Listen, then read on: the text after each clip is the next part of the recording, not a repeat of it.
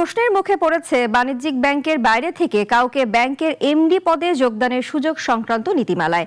এতে স্বার্থের সংঘাত দেখছেন বিশ্লেষকরা। বলছেন, বাণিজ্যিক ব্যাংকের বাইরে থেকে এমডি নিয়ে আসা বিপজ্জনক।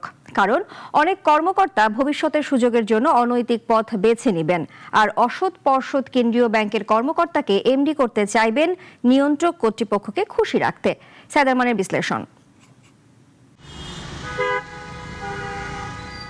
দেশের ব্যাংকিং খাত হাবুডুবু খাচ্ছে। পাহাড় সমান খেলাপি ঋণ, নিরাপত্তা সঞ্চিতির খাতাতে ঘাটতি নিয়ে চলছে কোনো কোনো ব্যাংক। পর্যাপ্ত মূলধন নেই অনেক ব্যাংকের হিসাবের খাতায়। বিগত ১.৫ দশক ব্যাংকিং খাত ঋণের নামে লোপাট করেছে সরকারের সমর্থক গোষ্ঠী, ব্যবসায়ীরা। কিন্তু বিস্ময়কর, তদারকির দায়িত্বে থাকা খোদ বাংলাদেশ ব্যাংক হয়েছে পতন আর পচনের সহযোগী। শীর্ষ নির্বাহীরাও আঁতাত গড়ে তোলেন এসব অপকর্মে। দায়িত্ব পালনে যেখানে দেখিয়েছেন ব্যর্থতা, উল্টো তা আড়াল করে এবার বাণিজ্যিক ব্যাংকের এমডি হতে আগ্রহী বাংলাদেশ ব্যাংকের কর্মকর্তারা। এজন্য সম্প্রতি একটি নীতিমালা দিয়েছে সংস্থাটি। গভর্নর স্যার কিছুদিন আগে বলেছিলেন যে ব্যাংকের অনুপাতে এমডি, সেই মানের এমডি হয়তো খুব একটা পাওয়া যাচ্ছে না। তো এই কারণে এখন বেশ কিছু ব্যাংকে অস্থায়ী ডিএমডি, ভারপ্রাপ্ত এমডি দিয়ে কাজ করতে হচ্ছে। অর্থাৎ ব্যাংকগুলোর পর্ষদ কিন্তু এখন তাদের দৃষ্টিতে যোগ্যতম ব্যক্তিকে সিলেক্ট করতে পারছে না নির্বাহী হিসেবে। তার মানে হয়তো বা বাজারে সীমাবদ্ধ থাকলেও থাকতে পারে।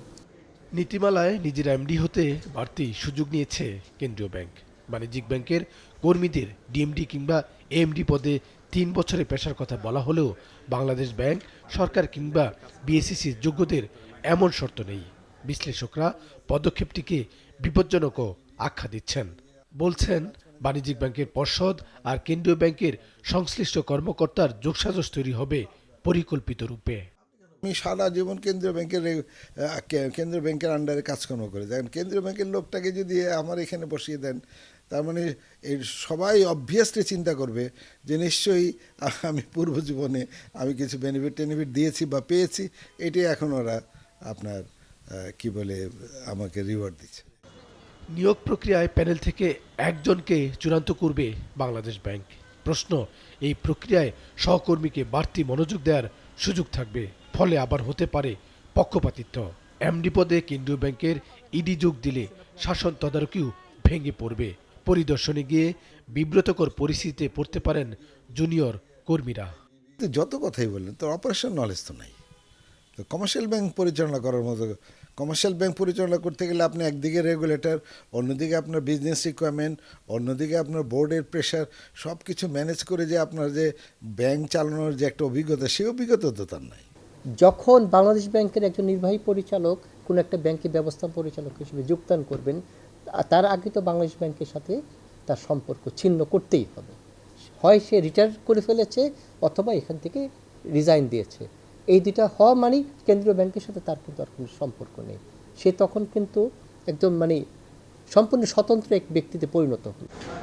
সংশ্লিষ্টরা বলছেন, নীতিমালা তৈরি আর বাস্তবায়নে বিস্তর ফারাক রয়েছে। বাণিজ্যিক ব্যাংকের এমডিকে মুনাফা কিংবা লোকসানের দায়িত্ব দিতে হয় নেতৃত্ব। হঠাৎ করে বাংলাদেশ ব্যাংক, অর্থ মন্ত্রণালয় কিংবা বিএসইসির কোনো কর্মকর্তা মুনাফার প্যারাডাইমে মন কিংবা মাথা ঢুকাতে পারবেন কিনা সে কথাও উঠছে এখন। সাইদ আরমান, নাগরিক, ঢাকা।